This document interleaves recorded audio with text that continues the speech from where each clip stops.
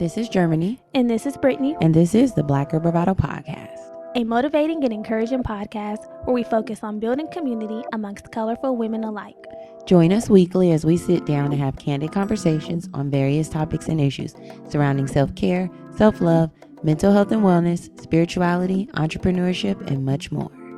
And trust, when we don't have the answers, we'll call on our expert homegirls who do. Our intention is to create a safe space for growth, inspiration, laughter, and love, free of judgment, in hopes that after you listen, you're a little more knowledgeable or at least a little more entertained than before. It's homegirl vibes here. Real, raw, and a little funny. A lot of fucking funny. So thanks for tuning in to the Black Girl Bravado podcast. Let's start the show, cuties.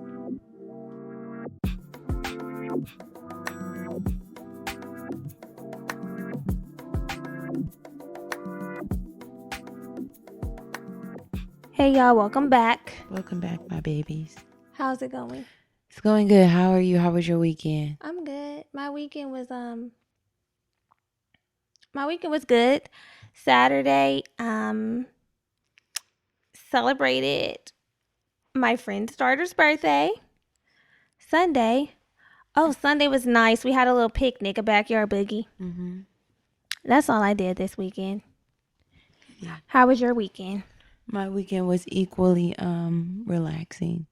Saturday, I didn't do much. I just ran a couple errands, hung out at my mom's house with my boo-boo.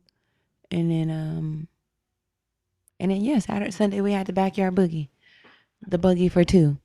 Right. The backyard. Oh, I don't have another name for it. That's it. The BB. Yeah.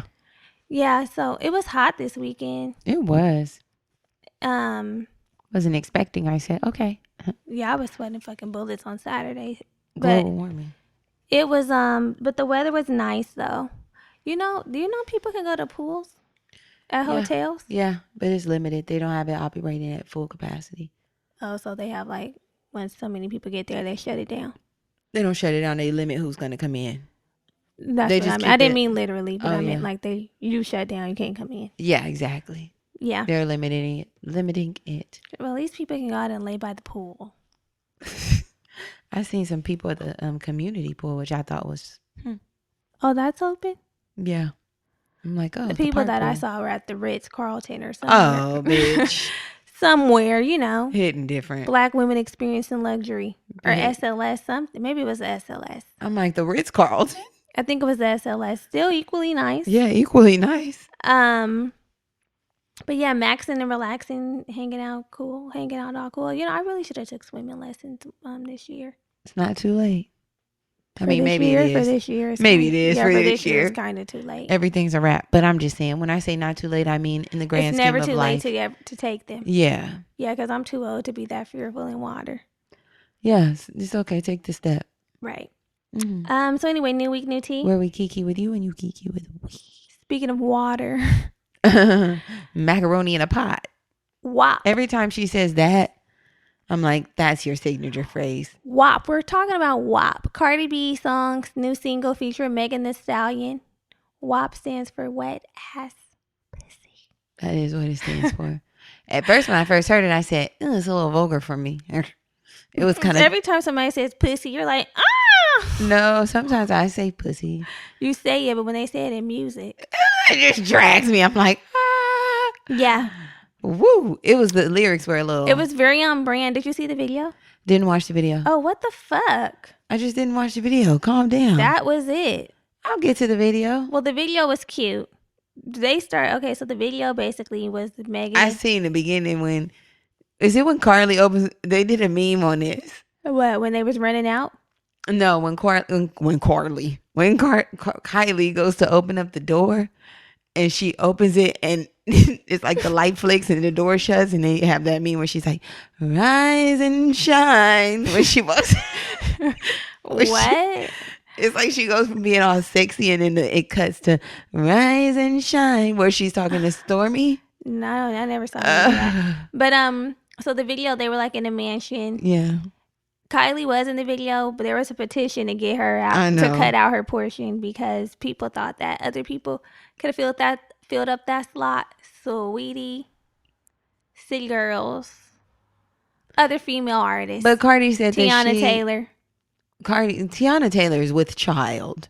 I don't think that would have been the best role I'm just for saying, her. shit, even with child, they would rather have her over Kylie. No, but Cardi responded and said she put Kylie in her video because Offset and Travis are very, very, very cool. That's number one. Number two, when she went to Stormi's birthday party, I guess what was her baby's name? Culture was invited to Stormi's birthday party, that they were very, very hospitable and nice to them and treated her baby like their own. That's number two. And number three was that she gets great advice from Kris Jenner. So they have a cool rapport with one another. Okay. And I also seen that there was a tweet that was like, look how hard Normani working and dancing. This proves, Normani was fucking it up. They said this proves that white girls could just show up and do nothing and black girls got to do the most. Normani looks so good. And Kylie. What's that girl's name? Kylie Jenner. No. It was Cardi that I was saying. Oh. And Cardi was like, people would love to make everything about race. She was like, things are about race, but this isn't that. And then she was like, don't try to make this the race card. Normani is a great fucking dancer. Why would she be opening up a door? They were like, this is her time to shine and dance on the hook. Why the fuck would she open up a door like Kylie? Like, that's what Kylie did. Because Kylie don't have another attribute to attribute to like. To contribute to the video. Period. She can't dance, I don't think. You saw when she was twerking with her friend, her little white friend to some. She doesn't give me like signature dance moves. Kylie. I don't see Lorianne Boom Boom Cat when I'm. Lorianne, she can't even. Lorianne Gibbons. Kylie don't even look like she can two step. Get her drinking her two step. I don't think white people two step. But the girl, Kylie's not your typical white person. But I know she tries to appropriate everything else. White people do like a John and Mary ass two step. We're going to rock it in the streets. They do like left foot touches right foot, right foot touches left foot touches and right. Our feet be all damn near disconnected from our bodies. Like, where the fuck my feet go? Where the fuck did my feet go? Hey, they feet be like left, right, left, right. That's how they feet be doing. But Kylie, and their hands be right in front, like they shaking pepperoni or what? Not pepperoni. Saw shakers. What? Parmesan. What's that shit called? Macaroni. What is that? Mancala. No. The macaroni. Not the macaroni. What are they called? The Marie. Okay, you guys know we're talking about those wooden things that you hold and they look like a chicken drumstick and you shake it and it makes noise. What are those called, y'all? Like they about to respond. They're probably screaming. They're called. Yeah. Anyway, that's what they shake. Chun chun chun chun. Kylie, I would not be surprised if Kylie spends a little bit more time in the mirror trying to get some moves down. Oh, definitely, most definitely. Because when I saw her twerking or attempting to twerk, I was like, Kylie, some things you just need to leave the fuck alone. She looked like she was putting in work, practicing. But the thing is, when she has that additional on there, it ain't hard to make that move.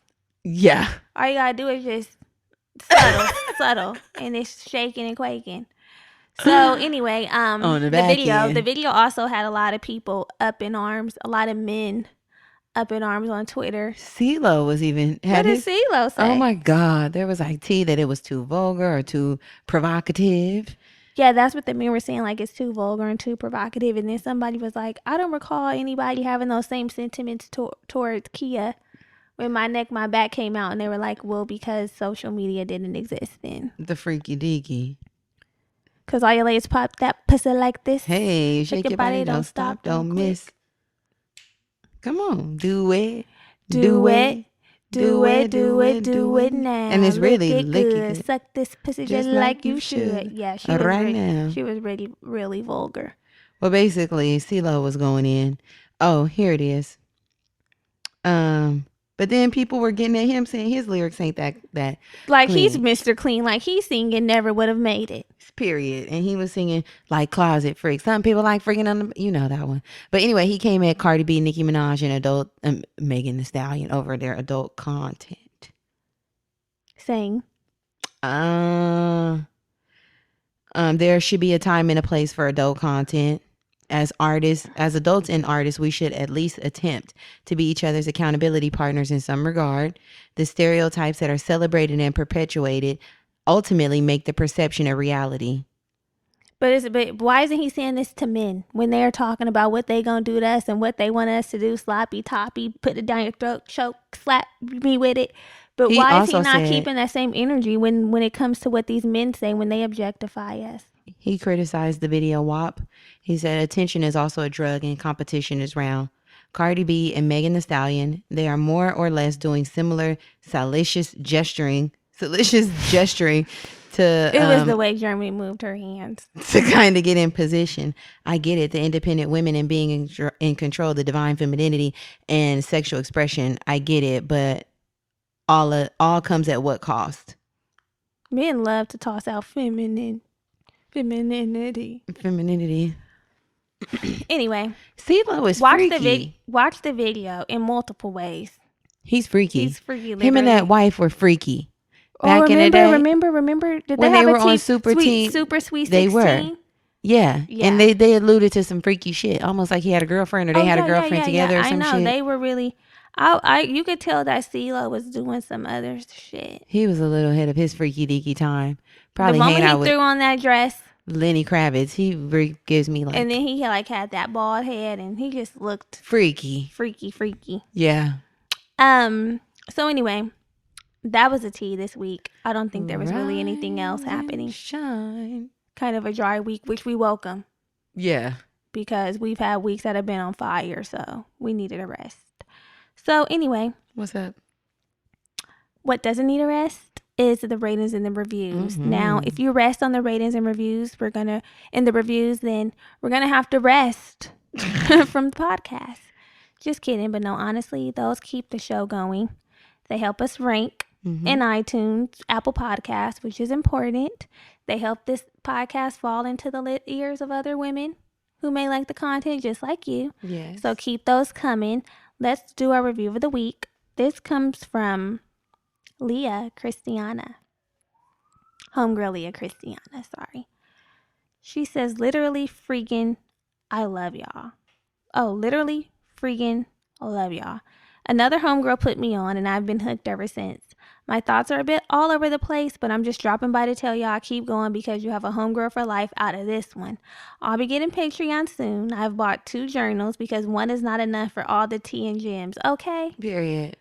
No, really. I already feel like we may have to place another order just for us because I've been kind of running through the journal pages and I really like the quality of this journal. I love how flat it opens up. It's my favorite. And like the paper quality, it's genuinely. Yeah. And we only have like a handful left, y'all. Yeah. And we gonna get ours out of that. Made a lot of money on the back end. Yeah, little nigga, I'm taxing. So yeah. Thank you for your rating. Thank you, Leah. For your rating and review. We appreciate you. And speaking of Patreon, because you mentioned you were coming over there, I have to let the girls know what Patreon is, because somebody new here is like, what's Patreon? Right. So I'll tell you. Patreon is a platform that us creatives, because we are creatives, are using to garner support from their community. This allows you to receive more content of what you already love. Bonus content, goodies, extra shit that we share over there that we can't share over here in exchange for your cash moolah. Mm-hmm. Yeah. For your cash moolah. So we just released our August playlist. Minimum check-in is happening next week. And tons of other stuff. And Germany has some juicy tea to share with us. Damn. On the check-in. Lord, now the pressure's on. Yeah. So to show our appreciation, we want to shout out our patrons for this week. Okay, so this week we have Denny. Hey, Denny. Michelle. Hey, Michelle. Aaliyah. I was about to sing an Aaliyah song, but I'm not going to take it there. At your best. That was it. You are love. Her uncle needs to get up off of the music. It was supposed to come January 2020, and I have not seen it yet. Positive and motivating force. And then finally we have Dawn, not to be confused with Dawn from Making the Banner, Danity Kane. Okay. Oh, Dawn. Dawn. Hey, Dawn. I thought you said Dawn like Dawn Dada, like Sean Dawn. I'm like, okay, I can feel Dawn like Fawn, but with a D. Okay. Hey, Dawn. Welcome to the game. Thank you to all of our patrons. We really appreciate you. Yes, we do. So last week, what Only did we way talk we can about? keep the lights on. Let me pull that up. Last week was episode 153. We said it was our final episode of the series. But psych.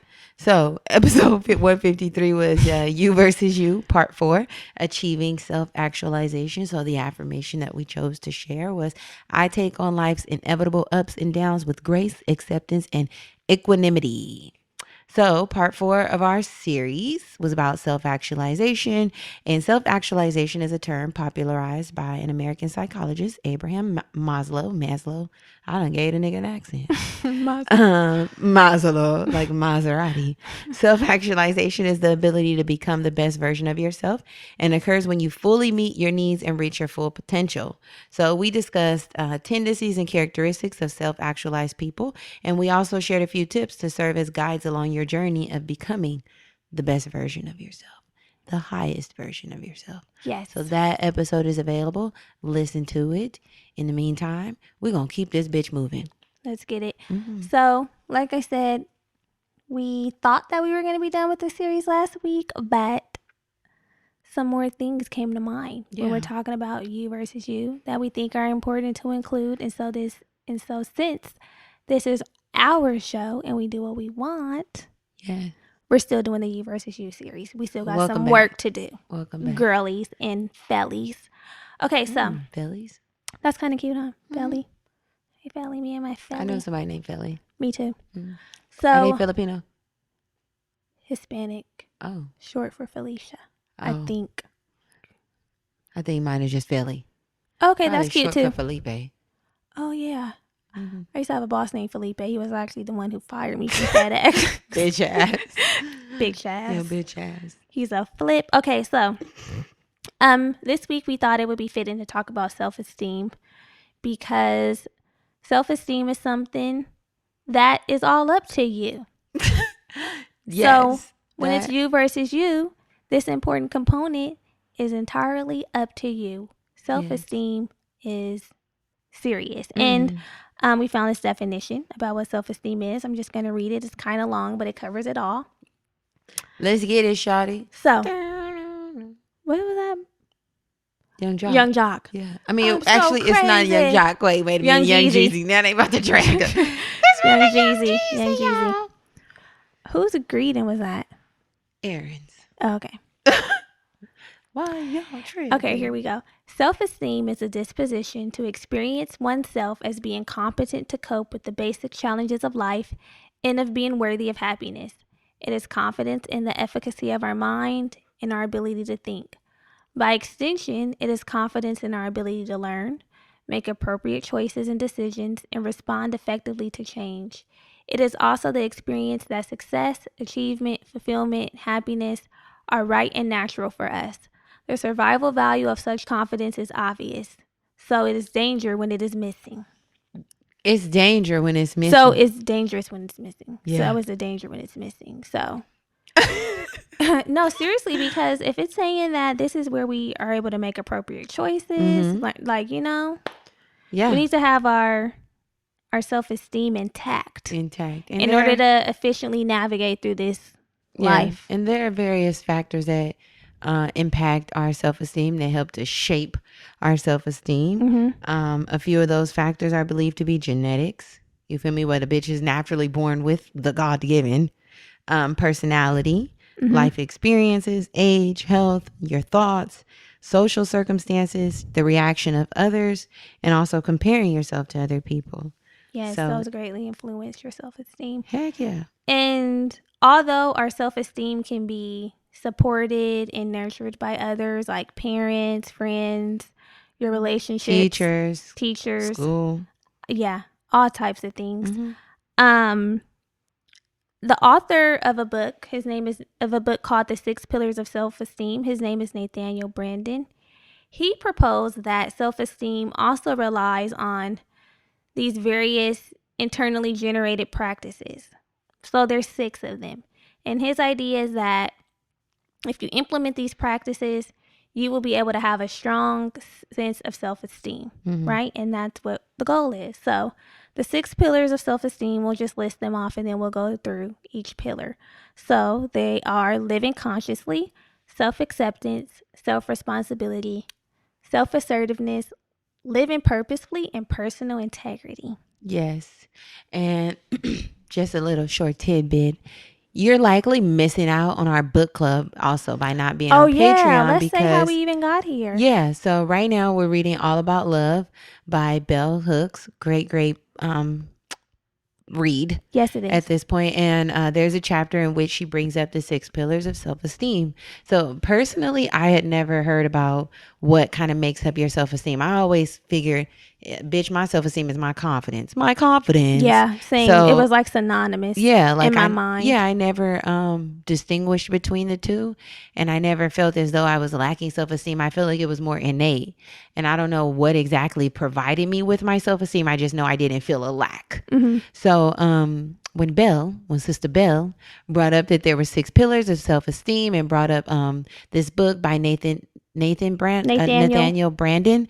I was like, call him Nate. Yeah, fuck it. Nate, NB. Right. When she brought up NB's book, I was like, oh shit, that could be something that we dive deeper into. And there's also some things that she points out, which this book is great. And if you want to read along with a couple bad bitches and link up on Zoom, you might want to get your ass over there to Patreon. Yes. But because we had a grand old time on Sunday. We did a lot of expansive conversation with a bunch of good girls. So yeah, that's just a sidebar. So that's kind of how this decision to say, I think the other girls would find value in it. Have you small ever tidbit? Yeah. Have you ever considered what makes up your self-esteem? No, not in depth. I've definitely just figured it was synonymous with confidence. Yeah, but after reading the book and discovering this gem, I realized that it is very layered. And I did learn how it's our sole responsibility to either maintain our self-esteem, grow our self-esteem. Whatever stage you're at, it's ultimately up to you. So if you feel like you're deficient, or maybe have a little bit of lack of self-esteem, then you can kind of find some comfort in knowing that you can build that shit up. Yeah, it's good that you said that about maintaining self-esteem and growing self-esteem. And, it's just good to remember that self-esteem is not fixed. It's not. It's malleable. It changes. It like ebbs and flows. Some things you're feeling, if you didn't once feel like you had good self-esteem or high self-esteem, you don't have to be stuck in that place. Exactly. And I think it's like liberating, and it will allow some people to take their power back, or again, like maintain their power. Because sometimes we base our self-esteem on how we feel, and that's sometimes because of how other people make us feel, what's currently happening in our lives. And these pillars allow us to really separate from those things that can be fleeting, or I don't know, not as solid as yourself. A rock. Not as solid as some of these core beliefs. Yeah. That are unshakable. Unshakable. Now I'm flipping everything. Dead, fickle, or anything like that. Yeah. So, loved it. Yeah. So, basically, Nate Dogg. Exactly. He said he believed that self-esteem was a practice, like we've been saying. It's not an affirmation or an idea. And a practice implies a discipline of acting in a certain way over and over again. This is consistency. It's not something that we're just doing once and then saying, fuck it, I got my self-esteem, I'm out. Yeah, like I got my shit. I came what I was looking for. Yes, it's something. I got what I was looking for. It's something that you continuously have to do. So if you're taking notes, know that we are implementing these practices into our lives, making them habits, and go back and listen to another episode about how to make a habit stick. Whatever episode it was. Yeah, you're going to need it to be here for a while. So let's get into it. So the first pillar, living consciously. So this means that we think critically about the world that we live in, right? When we find ourselves just going through the motions, then we're not fully immersed in what we're doing, and that's when our self-esteem can suffer. Sometimes you get this brain fog, or you're just kind of checking things off a checklist, or like, I woke up, I went to work, I came home, whatever your day looks like. But we have to learn how to be more conscious. And Nate, he had this good quote saying what it means to him to live consciously, and he says, to live consciously means to seek, to be aware of everything that bears on our actions, purposes, values, and goals to the best of our ability, whatever that ability may be. Yeah. So, what I liked about Nate's book, which I haven't read, but there is a PDF version. Maybe we'll share that on Patreon, the PDF. Yeah, or they could just Google it. Shut up. Shut up. Maybe they weren't living consciously yet. I don't know. Maybe not. I don't know. But Nate provides a way that a practice or a tool that we can use to help make sure we're living consciously. And he said that we can do this by identifying the areas where we're at our most conscious and the areas where we're at our least conscious. So what does that look like? So there's this tool for your kid called sentence completion. And so what this is you'll have a sentence stem, like something that starts off the sentence. And then what you would do is write 6 to 10 endings for each stem as quickly as you can. So for the living consciously piece, you may have a stem like, if I were to stay more conscious here, then you finish that off. Then the hard thing about staying fully conscious here, you'll finish that off. The good thing about not being fully conscious here, and you'll finish that off. And so when you're doing the sentence completion, the idea is that you're going to try to keep your mind empty and not have any expectations concerning what will happen or what am I supposed to write. Like, that's why they want you to do it as quick as possible, so you can just write down whatever comes to mind. And if you do this daily, it will help you gain insight, gain mental focus. Again, we're being conscious, and it will ultimately lead to behavior change. That's pretty deep. Do you feel like you live pretty consciously? Yeah. I'm going to just say yeah. I'm going to say yeah, too. Yeah, I feel like for the most part. Like, of course, we all have moments, but for the most part, I'm pretty conscious. I'm pretty here, grounded. Hey, ladies. So we're partnering with Audible, and we want to let you know how you can get in on this, too. Yeah. If you haven't heard about Audible, which, who hasn't? This is a great collection of audiobooks, podcasts, wellness programs, the whole bit. Yes, they have it all. Brand new socks and drawers. Period. I started using Audible, I want to say 2 months ago. I wanted to read The Fire Next Time by James Baldwin. Mm-hmm. And I didn't want to physically read it because I have a hard time reading books. Mm-hmm. Just going to call a spade a spade.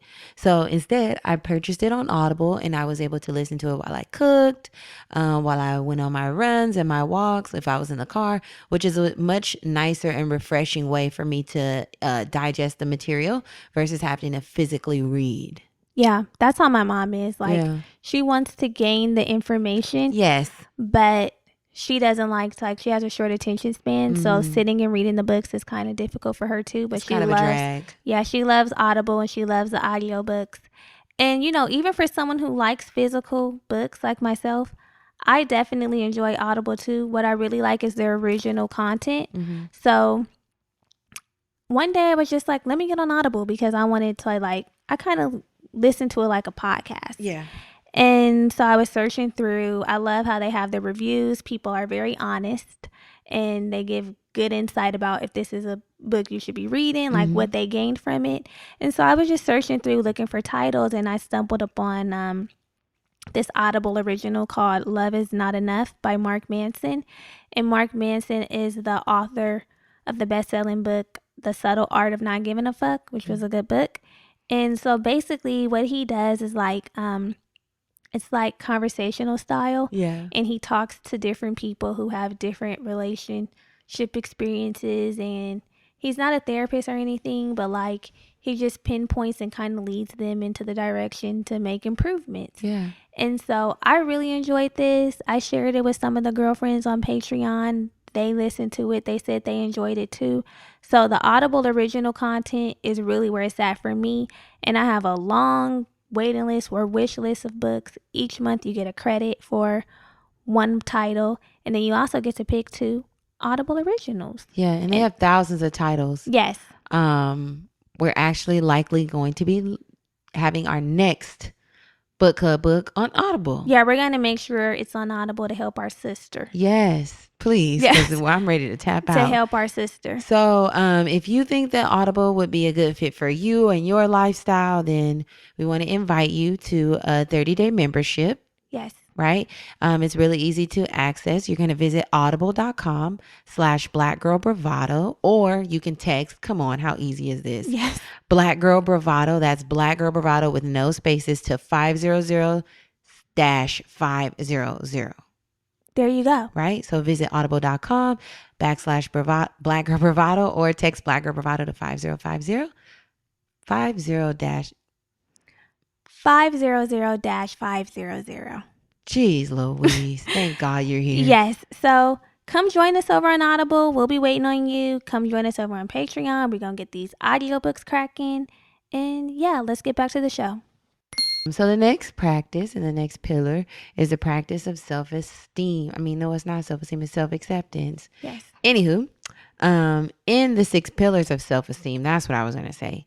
Our brother Nate shares, I don't even know if he's a brother. Brother in humanity. Yeah. Not a brother. My brother Nate Yes. Shares this quote. Nothing does as much for an individual's self-esteem as becoming aware of and accepting disowned parts of the self. So the first step of healing and growth are awareness and acceptance, consciousness and integration. And I really thought this was good because this is basically accepting all the parts of ourselves, right? Our wholeness. It means that we accept ourselves unconditionally and that we also offer ourselves compassion about the things that we can't change. Like so many of us, me included, there's things that I'm like, damn, I wish this was better. I wish this was different. That would be cool if I had that. But the real part of like self-acceptance is saying, this what I got, this what I was blessed with, this what we working with, and I can't change it, and we just here thugging. You know, it's like accepting the good with the not with the bad. I don't want to say bad, but accepting the wholeness. Of the who you are. Of yourself. Yeah. And we have to remember to replace our negative self-talk with positivity. So we're so accustomed to hearing our negative self-talk and believing that negativity is closely aligned and synonymous with being realistic. You know, I find that like kind of true. Like a lot of people think like, well, I'm just being real, you know, with myself. I'm just being honest. But really, it's like your negative self-talk that can kind of take place of that because you're quick to be like, realistic is negativity. Yeah. When that's not really the case, you know? And the more that we offer ourselves grace and compassion and positivity, then the more we realize that negative self-talk is completely preventable. And furthermore, that self-acceptance is attainable.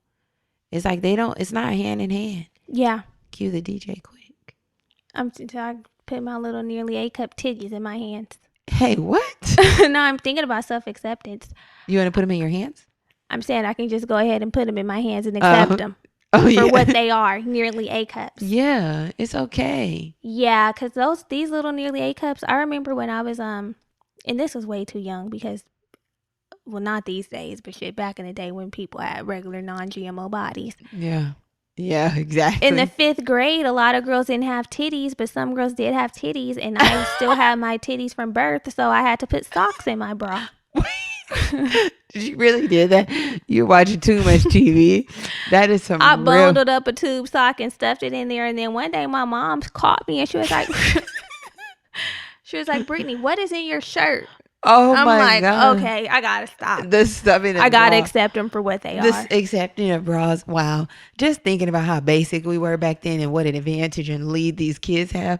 I remember when I had a pair of thong panties. How old were you, bitch? If you say 5th grade, you were fast. 7th. Fast. Where'd you buy them? Target? Like a little Charlotte Russe or something.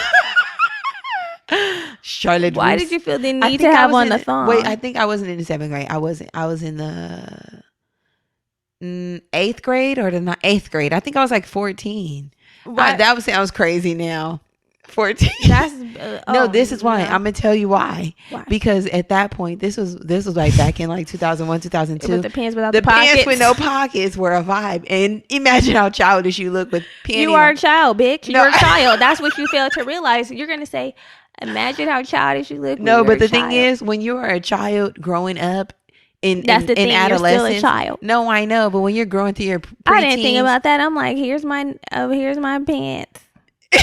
No, but what I'm saying is, as a preteen and a teenager, especially if people around you are wearing thong panties, like I was going into gym class and people had thongs. Oh no! Like changing in their little thong. Oh, bikini. I know. I used to be in gym, and I used to be in gym. I hated getting dressed. But that's what I'm saying. People wearing thongs. I'm like, probably because of my nearly age. No. See, now I'm therapizing. Yeah. No. I hated getting dressed in that locker room. Why? What would they say? Look at her with small tits. No. No one ever said anything. You were just self-conscious because everybody else had their tits. Yeah. Hanging loose. Yeah. Now imagine if somebody said that. Then I would be like, bitch, we have to fight. You don't talk about my titties. I talk about them. And even you shouldn't be. So anyway, let me tell you this really quickly. Oh, I thought you were done. saved up money. I would save my lunch money and go. Or actually. You saved up your money. Actually, I didn't have to do that. To get a little thong. No, my mom would just give me $20. Imagine $20 to go to the mall. You can get 5 pairs of panties or 4. Exactly. So I would be like, I'm getting me some panties to this weekend. I'm getting me some thongs. Because I'm going to school with no panty line. So your mom catch you? When used to hide the clothes? I would wash. We washed our own clothes and see when we were 9. Since we were 9, I would wash them and put them in the back of my closet. And then when it was time for me to wear my thong, I would get it out of the closet. Where's my I only had like 2 or 3. Oh my! I hate thongs. Remember pulling them up a little bit? See, that's what I mean by being fast. Like they should have stayed under the pant. No, I don't remember that. Unfortunately, I'm saying no, that was a thing. Like pulling them up. Yeah, the 90s swag. But we were in the 2000s. No. But people were still kind of pulling them up so people could see. So you were 14 pulling up your thong? No, I wasn't pulling up my thong. I'm just saying, remember when people used to... Oh, I know. I saw the look. People... Exactly. People pulling up their little thong. I saw it. My God. I was there. You were there. Sorry, y'all. It's off on a tangent. Right. So let's talk about a practical exercise for self-acceptance. Yeah, let's tap in there. So here's what you do. Stand nude in front of a full-length mirror. Focus on you. We're not focusing on our beat, our hair, none of that. We're looking at us in our full glory. Yes. So you want to make sure you notice your feelings as you do this. Notice if this is difficult or uncomfortable. And you'll likely see some parts, you'll likely have some parts that you like more than others, but there will also be some parts that are harder to look at. I'll be standing in the mirror nude, dancing. Same. All right, let me throw this ass in a circle. And so you're going to say this to yourself. Whatever my defects or imperfections, I accept myself unreservedly and completely. And while you're taking your deep breaths, say this over and over and allow yourself to experience the depth of your words. So again, whatever my defects or imperfections, I accept myself unreservedly and completely.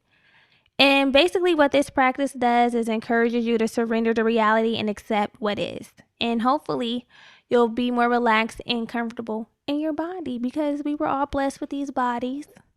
And put your insecurities on the Lord. That's what I gotta say. You don't have to be insecure. I don't have to be insecure.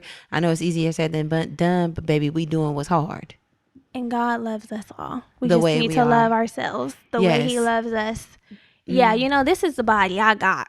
The body, adi. This is the body I have. So. Yes. And that's the body you have. So we just have to accept these bodies. Yes. So the next practice is the practice of self-responsibility.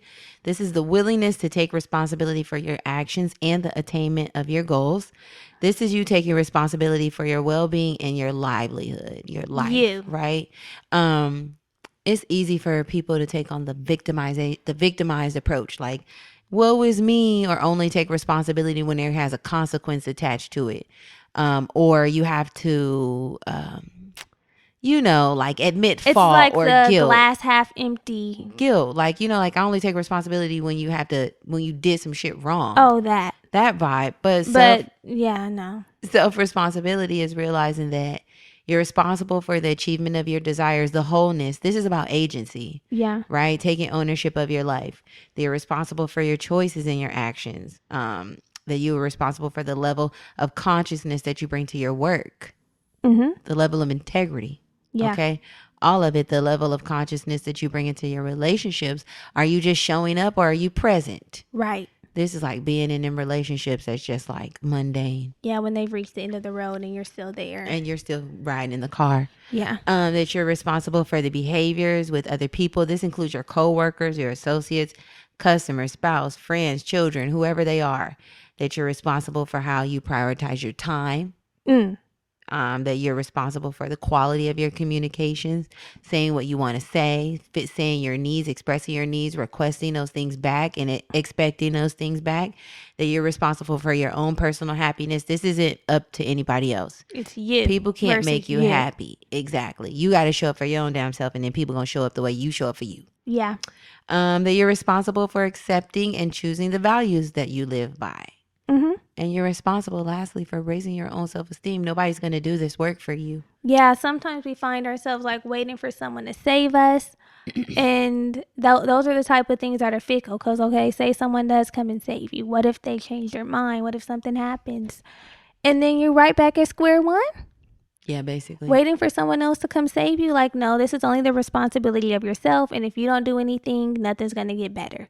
So I feel like once we realize that, hopefully, we'll be pushed to do what the fuck we have to do, because it's like, if I don't do it, well, that's that on that. Yes. So, the next pillar is the practice of self-assertiveness. So this is the willingness to stand up for yourself, to be who you are openly, to treat yourself with respect in all human encounters. So assertiveness is basically being your authentic self, right? Honoring yourself. We know what that looks like. I feel like we've talked about that. Yeah. To be authentic is to be the author of your own story. Yes. Yes, for sure. Authentic and author have the same root word. Yes. So when you're asking questions, that's an act of self-assertion. When you're challenging authority, that's an act of self-assertion. And remember, we're not saying act a fool or do anything crazy, but authority doesn't always mean correct. And authority can look like a bunch of different things. Of course. To think for oneself and to stand by what one thinks is the root of self-assertion. And if you default on this responsibility, then you're defaulting on yourself. So tap in. Although it may be hard, honestly, self-assertion sometimes, a lot of times, takes courage, because it's not always easy to assert ourselves. Sometimes we may be feeling like, oh, goddamn. Yeah, open that throat chakra. Yeah. Because it gets hard sometimes. Yeah. It does. Yeah. But it's necessary. Truth. Yeah. Next is the practice of living purposefully. So living with your goals in mind. That's what living purposefully is to use our powers for the attainment of goals that we've selected. So that goal could look like anything. That goal for you could be studying. It might be raising a family or starting a new business, solving some crazy ass scientific problem, building a vacation home, or simply sustaining happiness in your romantic relationship. Whatever the goal is that you set out to attain, you work hard and make sure that it's fulfilled. So the first question you might ask yourself in how you realize or figure out if you're living purposefully is, what do you want? And the second question is, what must you do? So Nate Dogg reminds us that the purposes unrelated to a plan of action do not get realized. Okay? They exist as frustrated yearnings. So if your purpose has no plan and it's just falling to the wayside, you're just going to be yearning to fulfill it. You're going to be living unfulfilled and being wondering why everybody else is living their fucking dreams, or you're watching them realize their dreams and their shit is materializing and actualizing because they've put a plan behind what it is that they feel like the purpose of their life is. Yeah. Their life's work. They're putting it down on paper. They're making it plain. They're writing to the Lord about it. They're going to the altar. And what else? They're making plans about it and getting to the business of their life. Yeah. You got to get to the business of your life. I can see how that can attribute to low self-esteem, like doing the opposite of that, because you feel like, what the fuck am I doing? Mm-hmm. But you're neglecting what you actually need to be doing to get what you want to get. And also, your goals and what feels good to you and what you find to be the purpose of your life might look different from somebody else's purpose. And we talked about this when we chatted in last week's episode about self-actualization. If your purpose and the goals of your life is to be a great mom or to be a great wife or to be the best 9-to-5 employee, whatever that is, homegirl, you feel me? All of the goals, but you have to figure out a way to make it real. If you're going to be a stay-at-home mom and a great wife, do the best. Yeah, do it. Do the best and figure out how it makes sense for you. And don't worry about it. Maybe that's not the goal for me. Yeah. Maybe that's the goal for you. Exactly. And that's a perfect segue into the last pillar, which is the practice of personal integrity. Mm-hmm. And I feel like when you are living purposely and being authentic and your values are matching your behaviors, that's when you're being a person of integrity, right? You're maintaining the alignment between your convictions, how you feel, and what you're doing. And that really does contribute to a high self-esteem because it's like, I'm doing what I'm doing and I'm doing it well. Yes. I'm confident when I'm doing it. I know what the fuck I'm doing. And I say what I do. Well, I do what I say I'm going to do. Exactly. The woman of her word. Yes. So with integrity, we just want to make sure our behaviors are aligned with our values and our ideals, our ideals and our practices match. When we have all those things, then we have integrity. Yes. Super important. And yeah. We ain't bitches with no integrity. I don't know who the integrity list. I don't like that. When a bitch don't have integrity, you gotta go. We ain't friends no more. So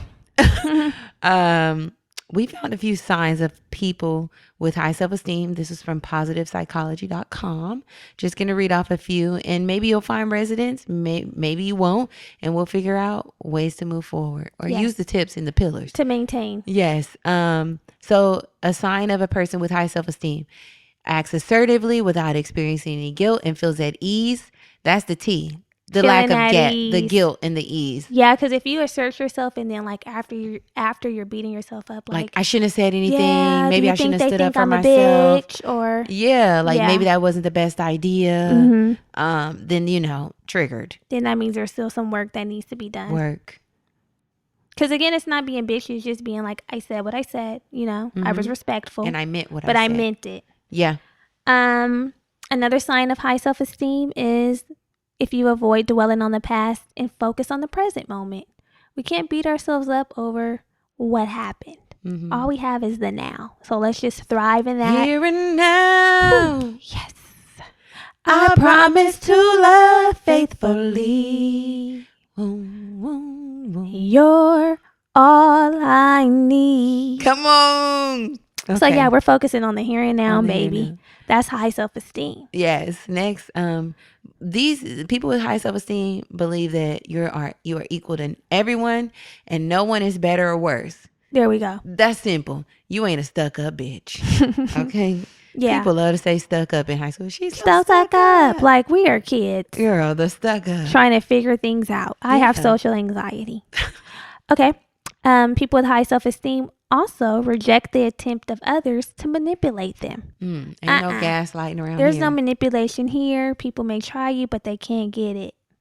So yeah, no manipulation. Yeah. Also, people with high self-esteem recognize and accept a wide range of feelings, both positive and negative, and shares them within healthy relationships. So we're not aiming for perfection. That's not realistic, right? No. But we are looking for progression, and we accept when things feel good. We accept when things feel terribly, when we have a great day, when there's a really shitty day, and there's comfort and space being held amongst your safe friendships and relationships where you can go and vent those feelings and not feel badly or feel like, you only have to feel one emotion because you're somebody with high self-esteem. Right. Like you feel it all. Yes. And it's all okay. Exactly. Also, high self-esteem people typically enjoy a healthy balance of work, play, and relaxation. Because the play is different than the relaxation. Exactly. It's different. Balance for sure. Like we're not workaholics. We don't just play all day, and we ain't just laying around being lazy. We do a little bit of I'm dead. We do a little bit of it all. Mm-hmm. Also, people with high self-esteem accept challenges and takes risk in order to grow and learn from mistakes when you fail. Mm-hmm. Kellyanne, growth. right? We're not afraid of new challenges, things that are unfamiliar, that are a little uncomfortable. We know the shit sucks. Being uncomfortable and being in new spaces, new places is like, but like, you don't let the fear cripple you. Yeah. You know what I mean? Hinder you from ever trying anything. The growth is the motor. Of your norm. The growth is the motor. Yes. So yeah. High self-esteem people also are able to handle criticism without taking it personally. Something else we've talked about. Mm-hmm. And the reason why they don't take it personally is because they have the knowledge that they're learning and growing, and that their worth is not dependent on the opinions of others. Yes. Key. You don't hold the key to my worth. I do. People with high self-esteem value themselves, and they communicate well with others. There's no fear, especially when it comes to expressing your likes, dislikes, and feelings. You can just say what it is. Use that throat chakra. You're assertive. You're expressive. You're saying, and you know what a lot of this comes down to? Kindness. Doing this shit with grace and with being kind. Yeah. You know what I mean? Because then you can say what you're going to say from a place of love, from a good place. And you don't have to worry about if you hurt somebody's feelings or if they like it. Because you know what? You said what you were saying. You were honest. Yeah. And you were kind about it. Yeah, it's not about being nasty. It's just like, for instance, not about being a yes man. Yeah. Like, you know, like being so agreeable or saying, yeah, I like that too. I like that too. But also not being nasty. Like, you like that? I don't like that. Yeah. It's all about how you say it. Okay, and lastly, which is, there's probably more, but for us, people with high self-esteem value others and accept them as they are without trying to change them. So it's not only self-acceptance, it's accepting others, which is normally automatic, systematic. It's take me as I am. Yeah, if you're not accepting of yourself, you probably are judgmental and have a hard time accepting others. But when you accept yourself and understand who you are, flaws and all. Come on. And you welcome and affirm other people. That part. Yes. Yeah, that way. So now, signs of people with low self-esteem. Yeah. And maybe you resonate here and maybe there's work to do. But what you do is never good enough. Yes. Also, if you're highly sensitive to others' opinions. We can't give a fuck about what a hater got to say. Remember that song? Which one? First of all, we didn't talk about that. What? Who give a fuck what a hater gotta say? Wasn't that Rick Ross and T-Pain? I got a fresh lineup, fresh outfit, about to hit the parking lot on Smash, and I got a in the hood. I'm the biggest boss that you've seen thus far. I'm dancing like Jack. I'm like, why you going dumb to this shit? The verses with T-Pain. I didn't watch it. Rick Ross and 2 Chainz. And them goddamn balls. Another day. Okay, so yeah. Like you said, we can't give a fuck what a hater gotta say. Okay, the world doesn't feel safe. Maybe you just feel like you're in your own little bubble and everybody's out to get you. Yeah. The low self-esteem. If you doubt every decision, you gotta break every chain. Yeah, you gotta stand firm in something or have some surety. Like, I'm confident in this decision. You know, I made it and we're moving forward. There we go. Bye. There it is. You regularly experience the emotions of sadness and worthlessness. Beloved, you are worthy, okay? If you're listening, let me just say something. Okay. If you're listening to this show right now, you are worthy because you exist. Yes. Nothing else. You ain't gotta do shit else. Period. You may have a low self-esteem if you find it hard keeping relationships. And this could be because of some self-sabotaging. Dig deeper, doctor. I mean, because if you have a low self-esteem, just like we found up earlier, when you're taking things personally that don't have anything to do with you, or making things a thing when they're not really a thing, you may self-sabotage yourself and end up convincing yourself that something that is false is real. Yeah. Like we said, of people who take risk, people with low self-esteem avoid taking risk. You don't want to try no new things. Yeah. No new friends. It's the super comfortable, like, nah, this work. Yeah. Typing works. The creature of habit. Typing works even though we have laptops. Yeah. I'm going to get on this typewriter. You may have a low self-esteem if you find it difficult asking for your needs to be met. You deserve to have your needs met. You know what I'm saying? Especially for meeting other people's needs, you deserve to have your needs met too. So just like people vocalize their needs and how they would like them to be met or what you can do, then you have the right to do the same thing. Yes. You might have low self-esteem if you have a negative or a pessimistic outlook on life. I really hate the pessimistic patties. I know. Like, damn. And I get it. Maybe it's tough. Maybe you are struggling and dealing, but you can't be negative all the time. I think this list just shows how much bigger self-esteem is than we thought. Yes. Because there's so many different layers. Like, I would never think that some of these things would mean that someone has a low self-esteem. You know what I'm saying? Like, maybe you're saying, I think it's the uncomfortability. Like being comfortable in whatever you feel like you're good at or whatever you feel comfortable with. You don't want to take risks. You don't want to do anything outside of that bubble because you're afraid that maybe you might fail or do things wrong. And it's the fear of failure that probably cripples you even more. I know. But I'm saying, like, we just create these stories or we call things what they probably aren't. Like, for example, with assertiveness, instead of, like, figuring out ways to be more assertive because that helps build your self-esteem, we may be like, oh, I just don't like confrontation, when it may be something a little deeper, you know? Yeah. Okay, so you may have a low self-esteem if you doubt your abilities or chances of success. You think that it's possible for everybody else but you.